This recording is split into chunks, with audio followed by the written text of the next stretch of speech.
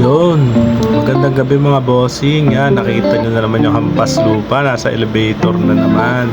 So, alam nyo na yan. Pag lumabas yan, may pupuntahan yan. May tatatuan na naman tayo ngayon. At ito na nga, palabas na tayo sa aming building.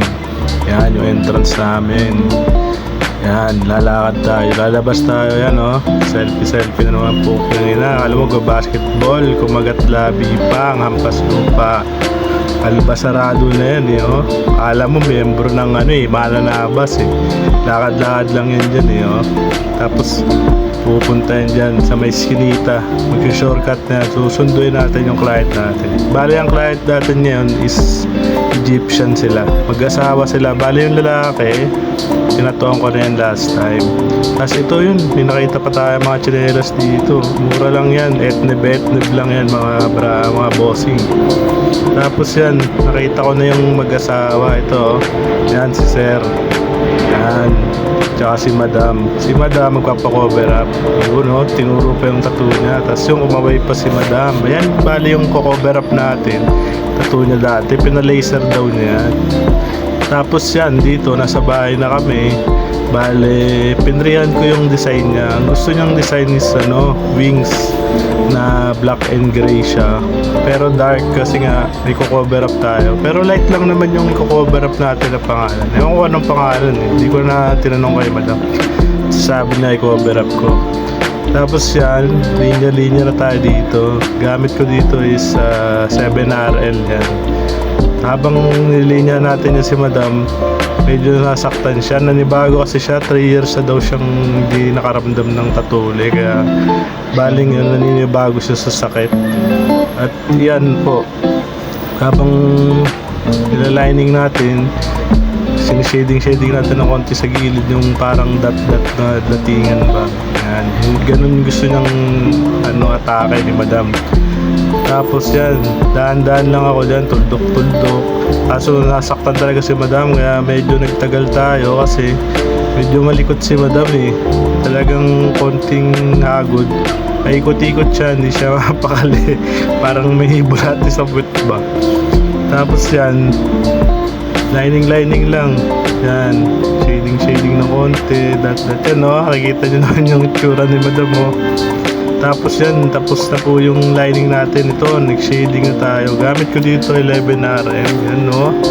11RM ng Emo cartridge. Okay na yun na yung hampas lupa humagod, oh. Dahan-dahan, in-slow mo pa. Kala mo naman talaga, malupit yan, eh, oh. Yan, dahan-dahan lang siya kasi nga nasasaktan na si Madam.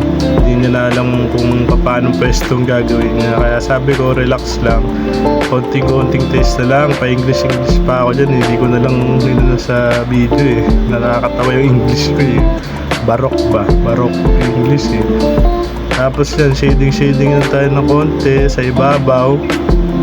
Hanggang matapos na. Konti na lang yan eh. Konting shading na lang. Tapos nag-white na rin ako dyan. Bali, di ko na napakita yung paano nag-white eh. Kasi medyo nahirapan din kami mag-video. Bali, yung videographer ko kasi ang kulit din eh. Akala mo din sinilihan sa puti kung saan pupunta yung camera niya. Yan o, dahan-dahan lang yan. Shading na sa gilid yan. Yan, punas ang konti para makita yung shadingan. Yan, tapos si Madam nakatingin lang yan, pero nasasaktan na yan talaga.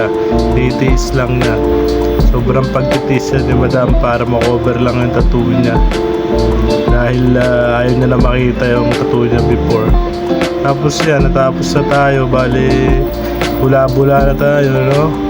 Yan, linis lang ng konti para maganda yung kalabasan ng design ni Madam. Yan, linis lang hanggang punasan mo na kasi ang tagal-tagal, naiinip na yung manonood eh. Ang daming cheche-bureche nitong hampas lupa na to eh. Yan, no, hinagod na, dahan-dahan pang hinagod. At yan na nga yung kinalabasan ng tattoo ni Madam, mga bossing. Kayo nung bahala umusga kung ano ba nangyari dyan, kung ano bang kulang o ano, basta yan lang yung nakayanan natin eh. Yan lang po yung design na ginawa natin. Yan, yan na po siya. Finished product na yung kanyang cover up tattoo na feathers po, black and gray. Ayan na po siya. Ayan na po yung kanalabasan niya. Yan po yung dati niya, bali pangalan. Tapos ito na po siya. Tapos ito pala yung huli. Bali, kala ko si Madam na yung papatato. Si Sir bali gusto rin pala. Yan. Pinrehand lang natin yan. Pinrehand na rin natin yung armband niya. Bali, yung harap lang yung design niya.